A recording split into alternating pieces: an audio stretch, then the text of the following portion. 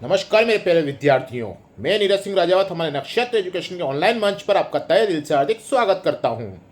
मैं लेकर आया हूं सभी प्रतियोगी परीक्षाओं के लिए वस्तुनिष्ठ प्रश्नों की श्रृंखला जो आपके लिए महत्वपूर्ण और उपयोगी हो सकती है। और आज हम चर्चा करने वाले राजस्थान के जीके के प्रश्नों के बारे में। अब हम चलते हैं आज के प्रश्न की ओर। राजस्थान के डेल्फिक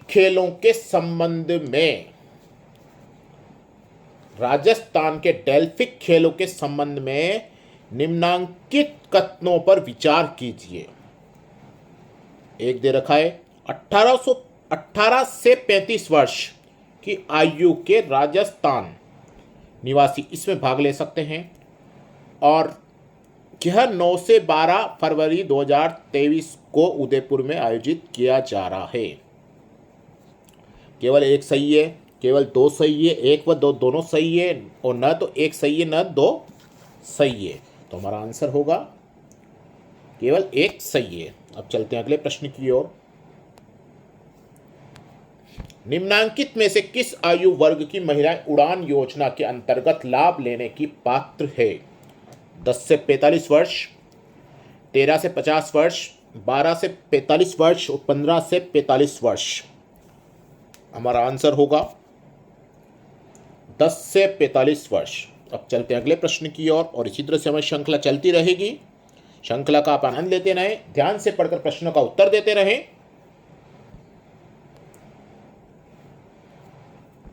निम्न में से किन्हें राजस्थानी भाषा का साहित्य अकादमी युवा पुरस्कार 2022 दिया गया? निम्न में से किन्हें राजस्थानी भाषा का साहित्य अकादमी युवा पुरस्कार 2022 दिया गया? महेंद्र बाणावत, कोमल कोठारी, आशीष पुरोहित, दूला राम सहारण। निम्न में से किन्हें राजस्थानी भाषा का साहित्य अकादमी युवा पुरस्कार 2022 दिया गया? महेंद्र बाणावत, कोमल कोठारी, आशीष पुरोहित, दूला राम सहारण।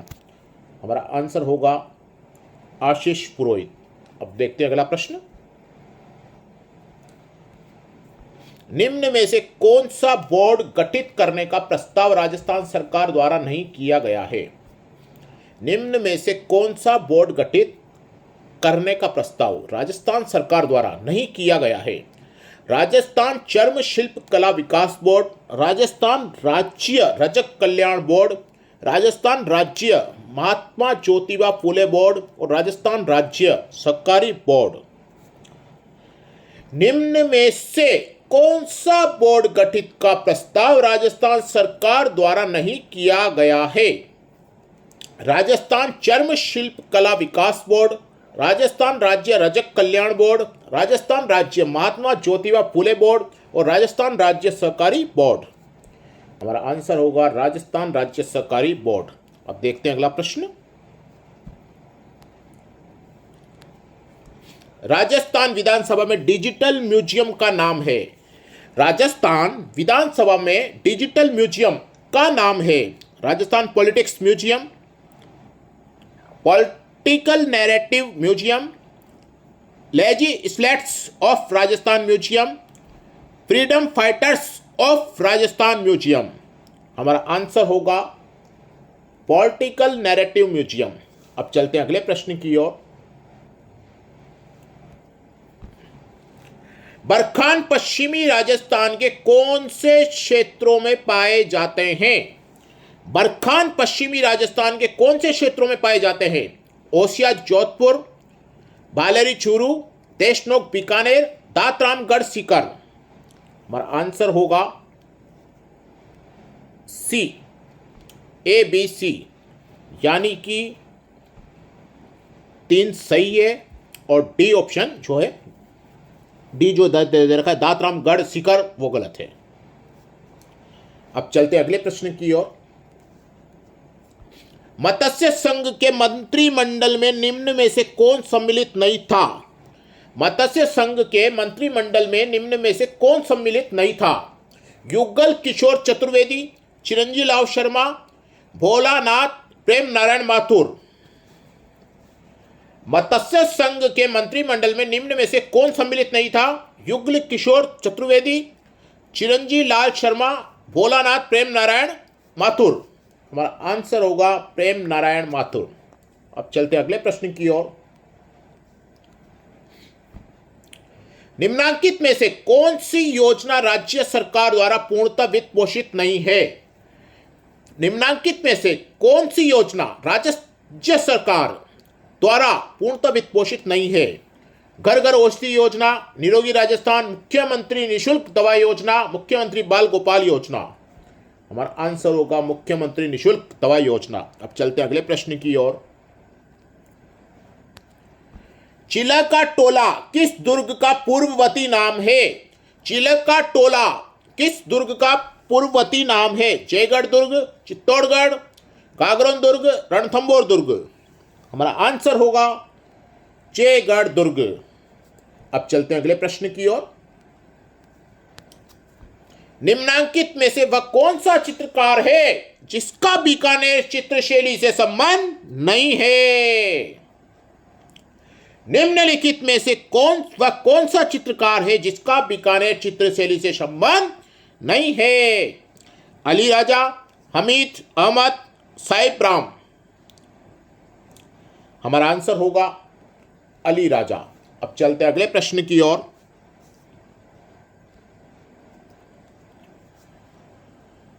निम्नलिखित आभूषणों में से कान में पहने जाने वाले आभूषण को चिन्हित कीजिए। निम्नलिखित आभूषणों में से कान में पहने वाला आभूषण कौन सा है? सुरलिया, मटरमाला, तकिया, मुंदड़ी। हमारा आंसर होगा सुरलिया। अब चलते हैं अगले प्रश्न की ओर। शंकरीय नृत्य संबंधित है भीलों से, ग्रासियों से, कालबेलियों से, गुजरों से। शंकरीय नृत्य संबंधित है भीलों से, ग्रासियों से, कालबेलियों से, गुजरों से। हमारा आंसर होगा कालबेलियों से। अब चलते अगले प्रश्न की ओर। इसी तरह से हमारी श्रृंखला चलती रहेगी। लगभग 3000 से अधिक प्रश्न हमारे यूट्यूब चैनल पर अपलोड कर दिए गए हैं और 2000 की राजस्थान जीके की श्रृंखला हमारी जारी है। नेमिनाथ 12मासा के रचयिता हैं। नेमिनाथ 12मासा के रचयिता हैं सुमतिगणी, पलहण, राजशेखर सूरी, जिनदत्त सूरी। नेमिनाथ 12मासा के रचयिता हैं सुमतिगणी, पलहण, राजशेखर सूरी, जिनदत्त सूरी। हमारा आंसर होगा पलहण। अब चलते अगले प्रश्न की ओर। चारण चर जाए से क्या अभिप्राय है? चारण चर जाए से क्या अभिप्राय है? करणी माता की स्तुतियां, चारण लोकगीत, चारण अखियकाएं, चारण उत्सव। चारण चर जाए से क्या अभिप्राय है? करणी माता की स्तुतियां, चारण लोकगीत, चारण अखिकाएं, चारण उत्सव। हमारा आंसर होगा करणी माता की स्तुतियां। अब चलते हैं अगले प्रश्न की ओर। राजस्थान में मीठे पानी की सबसे बड़ी झील है जयसमंद, राजसमंद, कायलाना, सिलीसेड। राजस्थान में मीठे पानी की सबसे बड़ी झील कौन सी है? जयसमंद, राजसमंद, कायलाना, सिलीसेड। हमारा आंसर होगा जयसमंद। अब देखते हैं अगला प्रश्न। राजस्थान लोक सेवा आयोग अपना वार्षिक प्रतिवेदन प्रस्तुत करता है भारत के राष्ट्रपति को, राजस्थान के राज्यपाल को, राजस्थान की राज्य विधानसभाओं को, संघ लोक सेवा आयोग को। राजस्थान लोक सेवा आयोग अपना वार्षिक प्रतिवेदन प्रस्तुत करता है भारत के राष्ट्रपति को, राजस्थान के राज्यपाल को, राजस्थान की राज्य विधानसभा को, संघ लोक सेवा आयोग को। हमारा आंसर होगा राजस्थान के राज्यपाल को। अब चलते अगले प्रश्न की ओर। 15वीं राजस्थान विधानसभा का प्रोटेम स्पीकर कौन था? 15वीं राजस्थान विधानसभा का प्रोटेम स्पीकर कौन था? गुलाब चंद कटारिया, भंवरलाल शर्मा, कैलाश त्रिवेदी, महेश जोशी।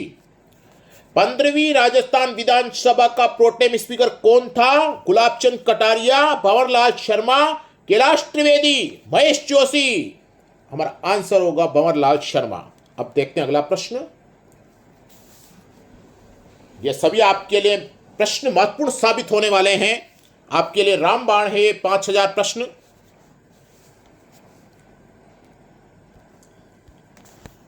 राजस्थान विधानसभा में अंतिम बार किस वर्ष अविश्वास प्रस्तुत किया गया? राजस्थान विधानसभा में अंतिम बार किस वर्ष अविश्वास प्रस्तुत किया गया? 1993, 2009, 1985, 2018। राजस्थान विधानसभा में अंतिम बार किस वर्ष अविश्वास प्रस्तुत किया गया? 1993, 2009, 1985, 2018। हमारा आंसर होगा 1985। अब देखते हैं अगला प्रश्न। फिट इंडिया मूवमेंट में राजस्थान ने निम्नलिखित में से कौन सा स्थान प्राप्त किया है? फिट इंडिया मूवमेंट में राजस्थान ने निम्नलिखित में से कौन सा स्थान प्राप्त किया है? पहला, दूसरा, तीसरा, चौथा। हमारा आंसर होगा पहला। अब चलते अगले प्रश्न की ओर। 2001 की जनगणना की तुलना में जनगणना 2011 में राजस्थान से संबंधित निम्न में से गलत विकल्प चुनिए। 2001 की जनगणना की तुलना में जनगणना 2011 में राजस्थान से संबंधित निम्न में से गलत विकल्प चुनिए। लिंगानुपात में वृद्धि हुई, बाल लिंगानुपात घटा है, जनसंख्या घनत्व में कोई बदलाव नहीं हुआ है, जनसंख्या वृद्धि दर में कमी आई है। हमारा आंसर होगा जनसंख्या घनत्व में कोई बदलाव नहीं हुआ है। अब चलते अगले प्रश्न की ओर। निम्नलिखित में से कौन सा सही सुमेलित नहीं है? चारचोमा, चूरू, काला गोरा भैरव, सवाई माधोपुर, बिजासन माता बूंदी, तन्नोप माता भीलवाड़ा। हमारा आंसर होगा चारचोमा, चूरू। अब देखते हैं अगला प्रश्न। निम्नलिखित में से किस वन्य जीव को दौसा जिले का शुभंकर घोषित किया गया है? निम्नलिखित में से किस वन्य जीव को दौसा जिले का शुभंकर घोषित किया गया है? खरगोश, पंचीरा, चांगेल, किलकिला। हमारा आंसर होगा खरगोश। अब देखते हैं अगला प्रश्न। उड़ान योजना के तहत प्रति माह कितने सैनिटरी नैपकिन प्रदान किए जाते हैं? 8, 10, 12, 14। हमारा आंसर होगा 12। अब देखते हैं अगला प्रश्न। राजस्थान की प्रथम हस्तशिल्प नीति के बारे में निम्न में से कौन सा कथन सही नहीं है? राजस्थान की प्रथम हस्तशिल्प नीति के बारे में निम्न में से कौन सा कथन सही नहीं है? राजस्थान की पहली हस्तशिल्प नीति 2022 में जारी हुई। इससे आने वाले 5 वर्षों में 50,000 से अधिक नए रोजगार के अवसर मिलेंगे। यह नीति मार्च 2025 तक प्रभावी रहेगी और विलुप्त होती परंपरागत हस्तकलाओं को पुनर्जीवित करना इसका एक उद्देश्य है। राजस्थान की प्रथम हस्तशिल्प नीति के बारे में निम्न में से कौन सा कथन सही नहीं है? राजस्थान की पहली हस्तशिल्प नीति 2022 में जारी हुई। इससे आने वाले 5 वर्षों में 50,000 से अधिक नए रोजगार के अवसर मिलेंगे। यह नीति मार्च 2025 तक प्रभावी रहेगी। विलुप्त होती परंपरागत हस्तकलाओं को पुनर्जीवित करना इसका एक उद्देश्य है। हमारा आंसर होगा यह नीति मार्च 2025 तक प्रभावी रहेगी। अब चलते हैं आज के अंतिम प्रश्न की ओर। निम्नांकित में से कौन सा कथन सही नहीं है? 18वीं राष्ट्रीय जम्बूरी राजस्थान के पाली जिले की रोहट में आयोजित की जा रही है। 18वीं राष्ट्रीय जम्बूरी का ध्येय वाक्य है शांति के साथ प्रगति, और राष्ट्रीय जम्बूरी आयोजित करने का अवसर राजस्थान को 67 वर्ष बाद मिला है। और राष्ट्रीय जम्बूरी 1956 में राजस्थान द्वारा अजमेर में आयोजित की गई थी। हमारा आंसर होगा राष्ट्रीय जम्बूरी 1956 में राजस्थान द्वारा अजमेर में आयोजित की गई थी। ये थी हमारी आज की प्रश्नों की श्रृंखला। हम फिर मिलेंगे नए प्रश्नों के साथ। धन्यवाद।